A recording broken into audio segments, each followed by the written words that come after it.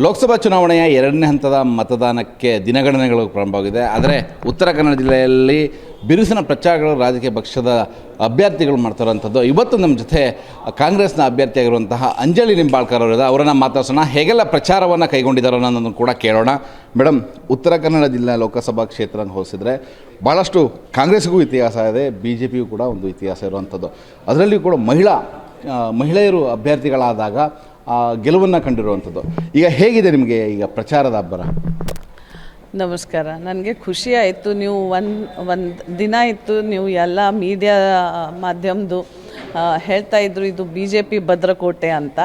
ಆದರೆ ಇವತ್ತು ತಾವು ಹೆಂಗೆ ಇಂಟ್ರೊಡ್ಯೂಸ್ ಮಾಡಿದ್ದೀರಾ, ಕಾಂಗ್ರೆಸ್ ಕೂಡ ಒಂದು ಟೈಮಲ್ಲಿ ಇಲ್ಲಿ ಒಂದು ಭದ್ರಕೋಟೆ ಥರ ಪರಿಸ್ಥಿತಿ ಇತ್ತು. ನಿಜ.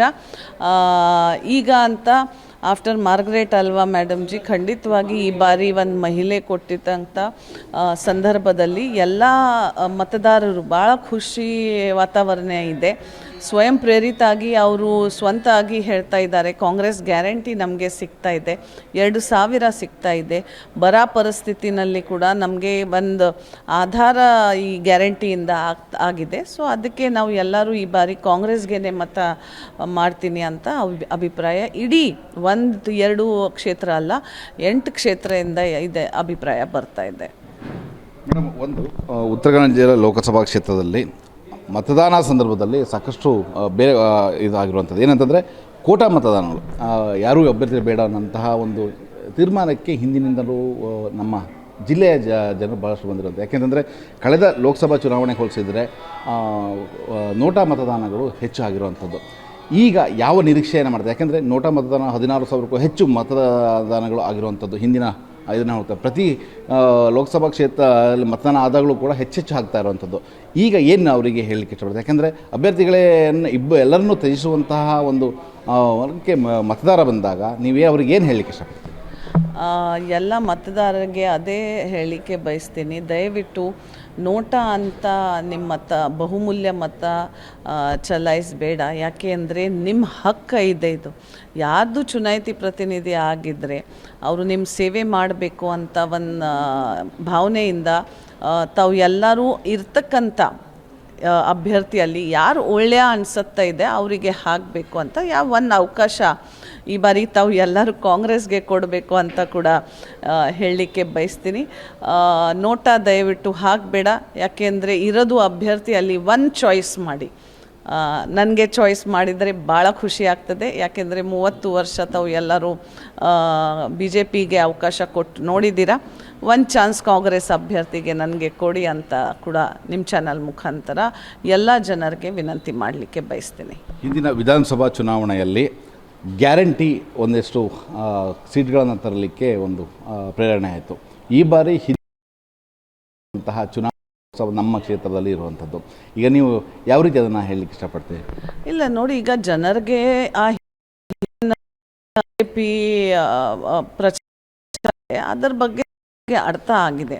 5 ಗ್ಯಾರಂಟೀಸ್ ರಾಜ್ಯ ಸರ್ಕಾರದ್ದು ಮತ್ತು ನ್ಯಾಯ ಗ್ಯಾರಂಟೀಸ್ ಕಾಂಗ್ರೆಸ್ ಮ್ಯಾನಿಫೆಸ್ಟೋ ಪ್ರಣಾಳಿಕೆಯಲ್ಲಿ ಖರ್ಗೆ ಸಾಹೇಬರು ಮತ್ತು ರಾಹುಲ್ ಗಾಂಧೀಜಿ ಅವ್ರಿಗೆ ಕೊಟ್ಟಿದ್ದರು.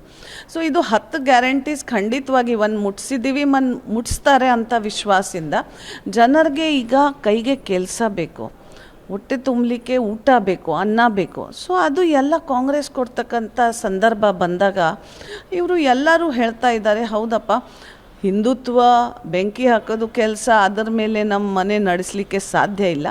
ಕಾಂಗ್ರೆಸ್ ಏನು ಯೋಜನೆಗಳು ತರ್ತಾ ಇದ್ದಾರೆ, ಕಾಂಗ್ರೆಸ್ ಗ್ಯಾರಂಟೀಸ್ ಏನಿದ್ದಾವೆ ಅದು ನಮ್ಮ ಮನೆ ನಡೆಸಲಿಕ್ಕೆ ನನಗೆ ಈ ಪರಿಸ್ಥಿತಿನಲ್ಲಿ ಬದುಕಲಿಕ್ಕೆ ಒಂದು ಅವಕಾಶ ಕೊಡ್ತಾ ಇದ್ದಾರೆ. ಅದು ಒಂದು ಹೆಮ್ಮೆ ವಿಷಯ ಅವರಿಗೆ ಆಗ್ತಾ ಇದೆ. ಅದು ಈ ಬಾರಿ ಗ್ಯಾರಂಟಿ ಪ್ಲಸ್ ಆಗುತ್ತಾ ನಿಮಗೆ? ಖಂಡಿತವಾಗಿ, ಯಾಕೆ ಆಗಲ್ಲ? ಯಾಕೆಂದರೆ ಅದು ಕೆಲಸ, ಅದು ನಮ್ಮ ಕೆಲಸ. ನಾವು ಸುಳ್ಳು ಭರವಸೆ, ಸುಳ್ಳು ವಿಶ್ವಾಸ ಮೇಲೆ ಬೇರೆ ಜಾತಿ ಧರ್ಮ ಮೇಲೆ ಮತ ಯಾಚನೆ ಮಾಡ್ತಾ ಇಲ್ಲ. ನಾವು ಏನು ಕೆಲಸ ಮಾಡಿದ್ದೀರಿ, ಕಾಂಗ್ರೆಸ್ ಸರ್ಕಾರ ಏನು ಕೆಲಸ ಮಾಡ್ತಾ ಇದ್ದಾರೆ ಆ ಕೆಲಸ ಮೇಲೆ ನಾವು ಮತ ಯಾಚನೆ ಮಾಡ್ತಾ ಇದ್ದೀನಿ. ಖಂಡಿತವಾಗಿ ನೋಡಿಕೊಂಡು ಜನ ಮತ ಹಾಕ್ತಾರೆ ಅಂತ ವಿಶ್ವಾಸ ನನಗೆ ಇದೆ. ಒಂದು ಉತ್ತರ ಕನ್ನಡ ಜಿಲ್ಲೆಯಲ್ಲಿ ಹಿಂದುತ್ವ ಅನ್ನೋದು ಸಾಕಷ್ಟು ಹೆಚ್ಚು ಇಲ್ಲಿ ಗಟ್ಟಿಯಾಗಿ ಬೇರೂರಿರುವಂಥ ಅದಕ್ಕೆ ಕಾರಣ ಸಾಕಷ್ಟಿದೆ. 30 ವರ್ಷದಿಂದ ಅನಂತಕುಮಾರ್ ಹೆಗಡೆ ಅವರು ಇಲ್ಲಿ ತನ್ನದೇ ಆದ ಒಂದು ಇದನ್ನು ಬೆಳೆಸ್ಕೊಂಡು ಬಂದರು. ಈ ಪ್ರವೇಶ ಮೇಸ್ತ ಘಟನೆಯನ್ನು ಮತ್ತೆ ಹಿಡಿದುಕೊಂಡು BJP ಅವರು ಈಗ ನಿಮ್ಮ ವಿರುದ್ಧ ದಾಳಿ ಮಾಡ್ತಾ ಇರುವಂಥದ್ದು, ಅದಕ್ಕೇನು ಉತ್ತರ ಕೊಡ್ತೀರಾ? ನೋಡಿ, ಇರೋದು BJP ಕ್ಯಾಂಡಿಡೇಟ್ ಈ ಥರ ಮಾತಾಡೋದು ಸರಿ ಅನಿಸಲ್ಲ. ಯಾಕೆಂದರೆ ನನ್ನ ಯಜಮಾನ ಮೇಲೆ ವೈಯಕ್ತಿಕ ಹಲ್ಲೆ ಈ ಥರ ಮಾಡಿದರೆ ಅದು ಸರಿ ಅನಿಸಲ್ಲ. ನಾನು ಯಾರ ಮನೆಯ ಒಳಗಡೆ ಏನು ನಡೀತಾ ಇದೆ, ಏನು ಯಾರು ಹೆಂಡತಿ ಗಂಡ ಮಾಡಿದ್ದಾರೆ ಕೆಲಸ, ಅವರು ಪಾಡ ಕೆಲಸ ಏನು ಮಾಡಿದ್ದಾರೆ ಅದು ಕೇಳಲಿಕ್ಕೆ ಹೋಗಿಲ್ಲ. ಸೊ ನನ್ನ ಮನೆಯಲ್ಲಿ ಈ ಥರ ನನ್ನ ಯಜಮಾನರು ಈ ಥರ ಮಾಡಿದ್ದಾರೆ, ಆ ಥರ ಮಾಡಿ ನ್ಯಾಯಕವಾಗಿ ಲೀಗಲ್ ಪ್ರಕಾರ ಅವರು ಏನು ಆ್ಯಕ್ಷನ್ ತಗೋಬೇಕಾಗಿತ್ತು, ಅವರು ಏನು ಜವಾಬ್ದಾರಿ ಸ್ಥಾನ ಇಲ್ಲ ಕೂತ್ಕೊಂಡು ಏನು ಆ್ಯಕ್ಷನ್ ತಗೋಬೇಕಾಗಿತ್ತು ಅದು ಲೀಗಲ್ ಪ್ರಕಾರ ಅವರು ಮಾಡಿದ್ದಾರೆ. ಕಾಂಗ್ರೆಸ್ ಸರ್ಕಾರ, ಸಿದ್ದರಾಮಯ್ಯ ಸರ್ಕಾರ ಕೂಡ CBI ಪ್ರೋಬ್ ತನಿಖೆ ಎಲ್ಲ ಆಗಿದ ಮೇಲೆ ಆ ನೈಸರ್ಗಿಕವಾಗಿ ಡೆತ್ ಅಂತ ಪರಿಶ್ಮಿಸಿದ ಕೇಸ್ಗೆ ಹೇಳಿದ್ದಾರೆ. ಈಗ BJP ಅವರಿಗೆ ಏನಾಗಿದೆ, ಕೆಲಸ ಇಲ್ಲ, ಜನರ ಮುಖ ಏನು ತೋರಿಸ್ಬೇಕು ಅಂತ ಆ ನಿಟ್ಟಿನಲ್ಲಿ ಯಾವುದು ಒಂದು ಹಳೆ ಕೇಸ, ಅದು ಕೂಡ 8 ವರ್ಷ ಹಿಂದೆ ಹಳೆ ಕೇಸ್ ಈಗ ತಗ್ಸಿ ಮನೆ ಅಲ್ಲಿ ಇರ್ತಕ್ಕಂಥ ಕುಟುಂಬಗೆ ಹಲ್ಲೆ ಮಾಡಿ ಅದು ಇಷ್ಟು ಚಿಲ್ಲರ್ ರಾಜಕಾರಣಿ ಕಾಗೇರಿ ಅವರಿಗೆ ಶೋಭೆ ತರಲ್ಲ. ದಯವಿಟ್ಟು ನಾನು ವಿನಂತಿ ಮಾಡ್ತೀನಿ, ಈ ಥರ ರಾಜಕಾರಣ ನೀವು ಮಾಡಲಿಕ್ಕೆ ಹೋಗಬೇಡ. ಜನರಿಗೆ ಅರ್ಥ ಆಗಿದೆ ಯಾರು ಏನು ಮಾಡ್ತಾ ಇದ್ದಾರೆ, ಏನು ಮಾಡಿಲ್ಲ ಅಂತ. ನಿಮಗೆ ಭಾಳಷ್ಟು ಬಾರಿ ಅವಕಾಶ ಕೊಟ್ಟಿದ್ದಾರೆ BJP ಅವರಿಗೆ. ಈಗ ಈ ಬಾರಿ ಕಾಂಗ್ರೆಸ್ಗೆ ಖಂಡಿತವಾಗಿ ಅವರು ಅವಕಾಶ ಕೊಡ್ತಾರೆ ಅಂತ ಈ ಥರ ರಾಜಕಾರಣ ಸರಿ ಕಾಣಲ್ಲ. 30 ವರ್ಷದಿಂದ ಅನಂತಕುಮಾರ್ ಹೆಗಡೆ ಅವರು ಕ್ಷೇತ್ರದಲ್ಲಿ ಸಂಸದರಾಗ್ತಾ ಬಂದರು. ಅದಕ್ಕೆ ಕ್ಷೇತ್ರ ಅಭಿವೃದ್ಧಿ ಮಾತ್ರ ಶೂನ್ಯ ಅನ್ನೋಂತಹ ಮಾತುಗಳು ಇವತ್ತಿಗೂ ಕೇಳಿಬರ್ತಾ ಇದೆ. ಅವರ ಬೆಳವಣಿಗೆ ಆಯಿತೇ ಹೊರತು ಕ್ಷೇತ್ರ ಅಭಿವೃದ್ಧಿ ಆಗಲಿಲ್ಲ. ಇನ್ನೂ ಕೂಡ ಕತ್ಲಲ್ಲೇ ಉತ್ತರ ಕನ್ನಡ ಜಿಲ್ಲೆ ಇದೆ ಅನ್ನೋದನ್ನು ಜನಗಳು ಮಾತಾಡ್ತಾ ಇರುವಂಥದ್ದು. ಅಂಥದ್ದಲ್ಲಿ ನೀವು ಜಿಲ್ಲೆಯ ಯಾವ ಸಮಸ್ಯೆಗಳನ್ನು ಮುಂದಿಟ್ಟುಕೊಂಡು ಮುಂದೆ ನಾಳೆ ಆಯ್ಕೆಯಾದಲ್ಲಿ ತಾವು ಅದನ್ನು ಸಮಸ್ಯೆಯನ್ನು ಬಗೆಹರಿಸಲಿದ್ದೀರಿ? ಜನರ ಆಶೀರ್ವಾದ ಕೊಡ್ತಾರೆ ಅಂತ ವಿಶ್ವಾಸ ಇದೆ. ಈ ಕ್ಷೇತ್ರದ ಸಂಸದರು ಆಗಿ ಇಲ್ಲಿ ಇರ್ತಕ್ಕಂಥ ಹಲವಾರು ಸಮಸ್ಯೆಗಳು ಇದೆ. ಬಟ್ ಅದರಲ್ಲಿ ಮುಖ್ಯವಾಗಿ ಇಲ್ಲಿ ಭಾಳ ಜ್ವಲಂತ ಸಮಸ್ಯೆ ಅಂದರೆ ಅತಿಕ್ರಮಣದ ಸಮಸ್ಯೆ ಏನು ನಡೀತಾ ಇದೆ, ಫಾರೆಸ್ಟ್ ಡ್ವೆಲ್ಲರ್ಸ್ ಅತಿಕ್ರಮಣದ್ದು. ಅದು ಸುಮಾರು 1,25,000 ಅಪ್ಲಿಕೇಶನ್ಸ್ ಕೇಂದ್ರದಲ್ಲಿ ಪೆಂಡಿಂಗ್ ಇದೆ. ಆ ಅಪ್ಲಿಕೇಶನ್ಸ್ಗೆ ಒಂದು ಹಂತಕ್ಕೆ ತಗೊಂಡು ಬರಬೇಕು, ಆ ಇರ್ತಕ್ಕಂಥ ಜನರಿಗೆ ನ್ಯಾಯ ಸಿಕ್ಕಬೇಕು ಅಂತ ಸಂಸದರು ಆಗಿದ್ಮೇಲೆ ಫಸ್ಟ್ ಸೆಷನಲ್ಲಿ ಅದರ ಬಗ್ಗೆ ಮಾತಾಡ್ತೀನಿ ಅಂತ ವಿಶ್ವಾಸ ನನಗೆ ಇದೆ. ನಾನು ಮಾತಾಡ್ತೀನಿ ಅಂತ ಕೂಡ ಜನರಿಗೆ ವಿಶ್ವಾಸ ಬಂದಿದೆ. ಸೊ ಅದಕ್ಕೆ ಅವರು ಸಂಸದರು ಅಂತ ಆಶೀರ್ವಾದ ಕೊಟ್ಟು ಕಳಿಸ್ತಾರೆ ಅಂತ first parliament session forest dwellers ಬಗ್ಗೆ ನಾನು ಮಾತಾಡ್ತೀನಿ, ಅತಿಕ್ರಮಣ ವಿಷಯ ಮುಖ್ಯವಾಗಿ. ಅದಕ್ಕಿಂತ ಸೆಕೆಂಡ್ ಮಲ್ಟಿ ಸ್ಪೆಷಾಲಿಟಿ ಹಾಸ್ಪಿಟಲ್ ಅವರಿಗೆ ಇಲ್ಲಿ ಬೇಕಾಗಿತ್ತು.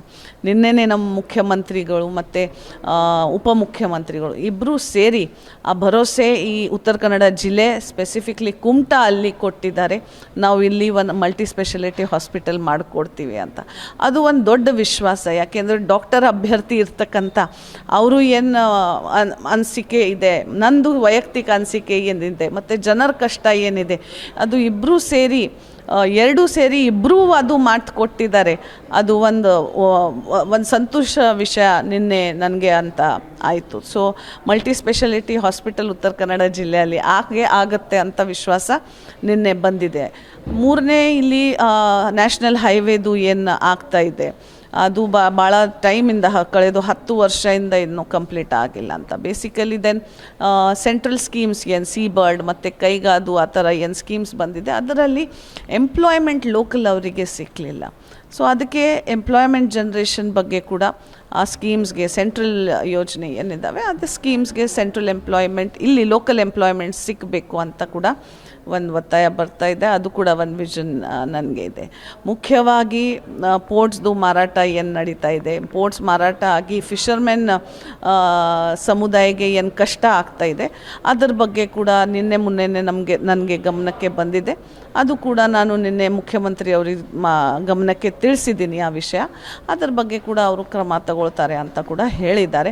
ಸೊ ಅಂಥ ಹಲವಾರು ವಿಷಯ ಇನ್ನೂ ಎಂಪ್ಲಾಯ್ಮೆಂಟ್ ಜನ್ರೇಷನ್ಗೋಸ್ಕರ ನಮ್ಮ ಸಂಸ್ಕೃತಿ ಇಲ್ಲಿ ಉಳಿವಿ ಚನ್ನಬಸವಣ್ಣ ಇದೆ, ಮತ್ತು ಗೋಕರ್ಣ, ಮುರುಡೇಶ್ವರ್, ಇಡಗುಂಜಿ ಗಣೇಶ ಎಲ್ಲ ಇದು ಇಂಟರ್ನ್ಯಾಷನಲ್ ನ್ಯಾಷನಲ್ ಲೆವೆಲ್ ತಕ್ಕ ಒಂದು ಟೂರಿಸ್ಟ್ ಸ್ಪಾಟ್ ಆಗಿದ್ದರೆ ಒಂದು ಎಂಪ್ಲಾಯ್ಮೆಂಟ್ ಜನ್ರೇಷನ್ ಕೂಡ ಇಲ್ಲಿ ಆಗಲಿಕ್ಕೆ ಸಾಧ್ಯತೆ ಇದೆ ಅಂತ ನನ್ನ ಕನಸು ಇದೆ.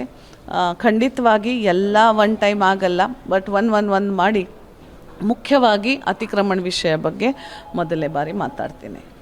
ಒಂದು ಪಕ್ಷ ಸಂಘಟನೆ ವಿಷಯಕ್ಕೆ ಬಂದರೆ ಉತ್ತರ ಕನ್ನಡ ಜಿಲ್ಲೆಯಲ್ಲಿ ಕಾಂಗ್ರೆಸ್ನ ಒಂದು ಪಕ್ಷ ಸಂಘಟನೆ ಭಾಳ ವೀಕ್ ಆಗಿತ್ತು. ನೀವು ಬಂದ ನಂತರದಲ್ಲೇ ಮತ್ತೊಂದಿಷ್ಟು ಗರಿಗೆದಿರುತ್ತು. ಹೇಗೆ ಅದನ್ನು ನೀವು ಇವತ್ತು ಸಂಘಟನೆಯನ್ನು ಮಾಡಿ ಮತ್ತೆ ಇವಾಗ ಒಂದು ಭೂಮಿಗೆ ಬಂದಿದ್ದೀರಿ ನಾನು?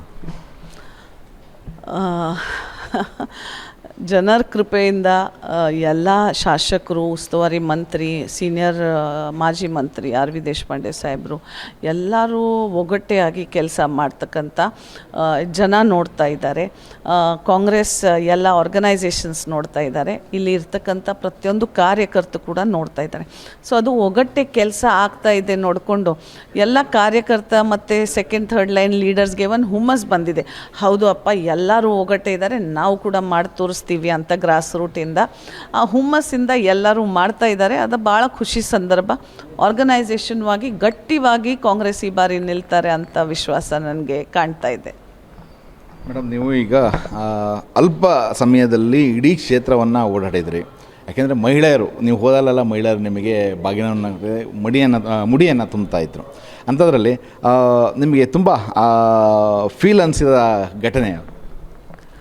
ಫೀಲ್ ಅನಿಸಿದ ಘಟನೆ ಅಂದರೆ ಎಲ್ಲ ಮಹಿಳೆಯರು ಪ್ರತಿಯೊಂದು ಬಾರಿ ಶಾಸಕರು ಸತೀಶ್ ಸೈಲ್ ಅವರು ಹೇಳಿದ್ರು, ನಾವು ಹೋದಾಗ ಸಂದರ್ಭದಲ್ಲಿ ರಾಜಕಾರಣಿಯಲ್ಲಿ ಈ ಥರ ಯಾವಾಗಲೂ ನೋಡಿಲ್ಲ.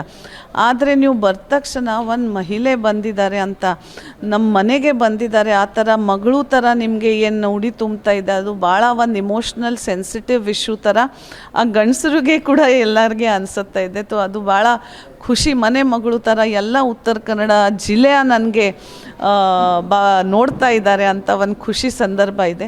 ಅದಕ್ಕೆ ಒಂದು ಮುಖ್ಯ ಘಟನೆ ಹೋಗಿದೆ ಅಂತ ಹಾಲಕ್ಕಿ ಒಕ್ಕಲಿಗ ಸಮುದಾಯ ಭೇಟಿಯಾದಾಗ ಕಾರವಾರಲ್ಲಿನೇ ಊರ ಜ್ಞಾಪಕ ಆಗ್ತಾ ಇಲ್ಲ, ಬಟ್ ಆ ಎಲ್ಲ ತಾಯಂದ್ರಿ ಇದ್ದರು. ನಾನು ಹೇಳಿದೆ ಅಷ್ಟೇ, ನೀವು ಈಗ ತಾಯಂದ್ರೆ ಅಷ್ಟೇ ಈ ಟೈಪ್ ಡ್ರೆಸ್ ಹಾಕ್ತೀರಾ, ನಿಮ್ಮ ಮಗಳು ಸೊಸೆ ಯಾರು ಹಾಕಿಲ್ಲ ಬಹುಶಃ ಈ ಟೈಪ್ ಡ್ರೆಸ್ ಅಂತ ಹೇಳಿದೆ. ಸೀರೆ ಹೆಂಗೆ ಕಟ್ತಾರೇನ ಅವರು ಆ ಪದ್ಧತಿನಲ್ಲಿ. ಸೊ ಹೌದು, ಯಾರೂ ಹಾಕಲ್ಲ, ನಾವೇ ಈಗ ಅಷ್ಟೇ ಹಾಕ್ತಾಯಿದ್ದೀವಿ, ನಮಗೆ ಬಿಡಲಿಕ್ಕೆ ಆಗಲ್ಲ, ನಮ್ಮ ಸಂಸ್ಕೃತಿ ಆ ಥರ ಹೇಳಿದ್ರು. ಆಯಿತು ಅಂತ ಬಟ್ ಆದರೆ ಆ ತಾಯಿ ಬಂದು ಹೇಳಿದ್ರು, ನೀವು ಕೂಡ ನಮ್ಮವರೇನೇನ, ನಮ್ಮ ಜಾತಿನೇ.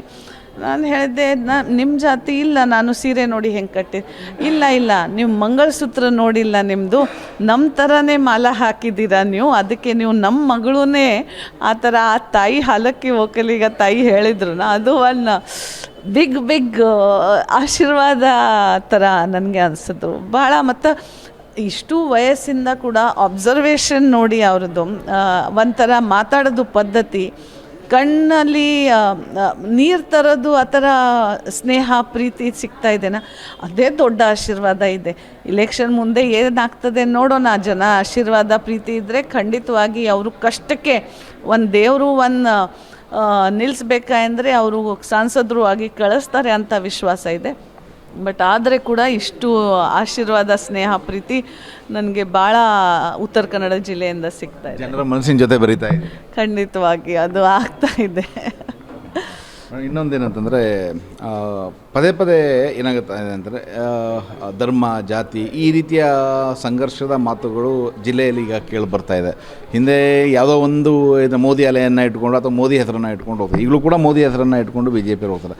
ಆದರೆ ಅಂಜಲಿ ಅವರು ಕೇವಲ ಪರ್ಸ್ನಲ್ ಆಗಿ ಟಾರ್ಗೆಟ್ ಆಗ್ತಾ ಇದ್ದಾರೆ ಅನ್ನೋವಂಥದ್ದು. ಯಾಕೆಂತಂದರೆ ಅಂಜಲಿ ಅವರನ್ನು ಎಲ್ಲ ರೀತಿಯಲ್ಲೂ ಬಂಧನ ಮಾಡಬೇಕು ಅನ್ನೋ ರೀತಿಯಲ್ಲಿ ಅವರು ಟಾರ್ಗೆಟನ್ನು ಮಾಡ್ತಾರೆ. ಇನ್ನು ನಿಮ್ಮ ಕಾಂಗ್ರೆಸ್ ನಾಯಕರ ಮನೆಗಳ ಮೇಲೆ ಬೇಕು ಅಂತ ತೆರಿಗೆಯ ಅಧಿಕಾರಿಗಳು ಈಗ ರೈಡ್ ಆಗ್ತಾ ಇರೋವಂಥದ್ದನ್ನೆಲ್ಲ ಘಟನೆಗಳನ್ನು ಈಗಾಗಲೇ ದೇಶಪಾಂಡೆ ಅವರು ಕೂಡ ಅದನ್ನೇ ಹೇಳೋದು.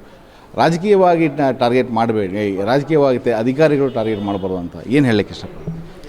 ನೋಡಿ, ನಿಮ್ಮ ಎಲ್ಲರಿಗೆ ಗೊತ್ತು, ಕೇಂದ್ರದಲ್ಲಿ ಇರ್ತಕ್ಕಂಥ BJP ಸರ್ಕಾರ ಅವರು ವಿರುದ್ಧ ಮಾತಾಡಿದರೆ, ಅವರು ಏನಂತ ಇದು ಮಾಡಿದರೆ, ಅವರು CBI, ED, IT ರೇಡ್ಸ್ ಮಾಡ್ತಾ ಇದ್ದಾರೆ. ಬಿಕಾಸ್ ಅದು ಇಂಡಿವಿಜುವಲ್ ಇನ್ಸ್ಟಿಟ್ಯೂಷನ್ಸ್ ಈಗ ಕೆಲಸ ಮಾಡಲಿಕ್ಕೆ ಕೊಡ್ತಾ ಇಲ್ಲ ಅಂತ ನನಗೆ ಹಲವಾರು ಎಕ್ಸಾಂಪಲ್ಸ್ ದೇಶದಲ್ಲಿ ಕೂಡ ಆಗಿದೆ, ಕರ್ನಾಟಕದಲ್ಲಿ ಕೂಡ ಆಗ್ತದೆ. ಸೊ ಆ ಸಂದರ್ಭದಲ್ಲಿ ಖಂಡಿತವಾಗಿ ನನ್ನ ರಾಜಕೀಯ ಪ್ರವಾಸ ಎಷ್ಟು ಚಿಕ್ಕದು ಇದೆ, 10 ವರ್ಷ. ನಾನು ಯಾವಾಗಲೂ ಈ ಥರ ರಾಜಕಾರಣ ಮಾಡಲಿಕ್ಕೆ ಹೋಗಿಲ್ಲ. ಇದು ಒಂದು ದಾರಿ ಸಿಕ್ಕಿದೆ ನನಗೆ ಸಮಾಜ ಸೇವೆ ಮಾಡಲಿಕ್ಕೆ. ಸೊ ಆ ನಿಟ್ಟಿನಲ್ಲಿ ಡಾಕ್ಟರಿ ಪೇಶ ಬಿಟ್ಟು ನಾನು ಇದು ಮಾಡಲಿಕ್ಕೆ ಮುಂದೆ ಬಂದಿದ್ದೀನಿ. ಸೊ ಆ ನಿಟ್ಟಿನಲ್ಲಿ ಜಾತಿ ಧರ್ಮ, ನಾನು ಹಿಂದೂ ಇದ್ದೀನಿ, ಒಪ್ಕೊಳ್ತೀನಿ, ಭಾಳ ಹೆಮ್ಮೆಯಿಂದ ಒಪ್ಕೊಳ್ತೀನಿ. ಅದ್ರ ಬಗ್ಗೆ ಪ್ರಚಾರ ಮಾಡೋದು, ಪೊಲಿಟಿಕಲ್ ಗೇನ್ಗೋಸ್ಕರ ಉಪಯೋಗ ಮಾಡೋದು ರಾಜಕಾರಣ ನನಗೆ ಬರಲ್ಲ, ನಾನು ಅದು ಮಾಡಲ್ಲ ಕೂಡ.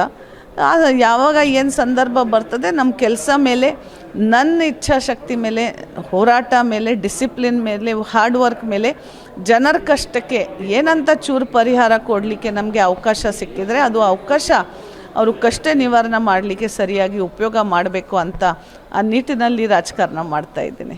ಮೇಡಮ್, ಈಗ ಪ್ರಚಾರ ಹೇಗೆ ಬಂತು? ಯಾಕೆಂತಂದರೆ ಅಲ್ಪ ಸಮಯದಲ್ಲಿ ನೀವು ಇಡೀ ಕ್ಷೇತ್ರವನ್ನು ಓಡಾಡಿದ್ದೀರಾ. ಯಾವ ರೀತಿಯಲ್ಲಿ ನೀವು ಪ್ರಚಾರಗಳನ್ನು ಈಗ ಮಾಡ್ತಾ ಇದ್ದಾರೆ? ಮತ್ತೆಲ್ಲೆಲ್ಲಿ ಪ್ರಚಾರಗಳಿದ್ದಾವೆ? ಈಗ ಕೊನೆ 2 ದಿನ ಅಷ್ಟೇ. ಸೊ ಆಲ್ಮೋಸ್ಟ್ ನಿನ್ನೆ ಪ್ರಚಾರ ಫುಲ್ ಸ್ಟಾಪ್ ಆಗಿದೆ, ಆ ಥರ ಆಗಿದೆ. ದೊಡ್ಡ CM ಫಂಕ್ಷನ್ಸ್ ಆಯಿತು, ಮುಂದಗೋಡ ಮತ್ತು ಕುಮಟಾ, ಅಲ್ಲಿ DCM ಇಬ್ಬರು ಸೇರಿ ಬಂದಿದ್ದು ನನಗೋಸ್ಕರ.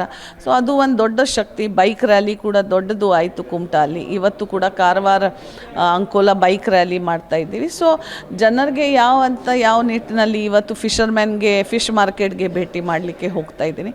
ಸೊ ಎಷ್ಟು ಟೈಮ್ ಸಿಗ್ತದೆ ಅಷ್ಟು ಜನರ ಜೊತೆ ಸ್ಪೆಂಡ್ ಮಾಡಲಿಕ್ಕೆ ಪ್ರಯತ್ನ ಮಾಡ್ತಾ ಇದ್ದೀನಿ. ಇದಿಷ್ಟು ಅಂಜಲಿ ನಿಂಬಾಳ್ಕರ್ ಮಾತು. ಒಟ್ಟಿನಲ್ಲಿ ಅಂಜಲಿ ನಿಂಬಾಳ್ಕರ್ ಅವರು ಈಗ ಪ್ರಚಾರದ ಅಬ್ಬರವನ್ನು ಜಾಸ್ತಿಗೊಳಿಸಿದ್ದಾರೆ. ಈಗಾಗಲೇ ಇಡೀ ಜಿಲ್ಲೆಯ ಪ್ರತಿ ಕ್ಷೇತ್ರದಲ್ಲೂ ಕೂಡ ಓಡಾಟವನ್ನು ಮಾಡ್ತಾ ಇದ್ದಾರೆ. ಒಟ್ಟಿನಲ್ಲಿ ಉತ್ತರ ಕನ್ನಡ ಜಿಲ್ಲೆಗೆ ವೈದ್ಯರಾಗಿ ಚಿಕಿತ್ಸೆಯನ್ನು ನೀಡ್ತಾರೆ ಅನ್ನೋದನ್ನು ಕಾದು ನೋಡಬೇಕಾಗಿದೆ. ಕ್ಯಾಮರಾಮನ್ ಸುರೇಂದ್ರ ಜೊತೆ ನವೀನ್ ಸಾಗರ್, ಪಬ್ಲಿಕ್ ಟಿವಿ, ಕಾರವಾರ.